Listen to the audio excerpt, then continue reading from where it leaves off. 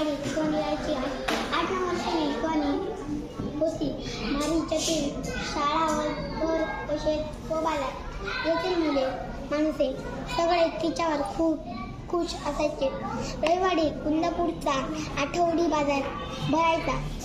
शेतातील भाजी विकायला शिवानीचे मनस्वी मुग्धाने गुलाब. मुग्धाच्या शाळेत चित्रकला, रांगोळी, कथाकथन स्पर्धा झाली.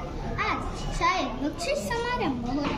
सर्व मुलांना आणि त्यांच्या पालकांनाही आमंत्रण होते. मुग्धा आणि तिचे आई बाबाही शाळेत आले होते. त्यांनी मुग्धाच्या बाईंची भेट घेतली.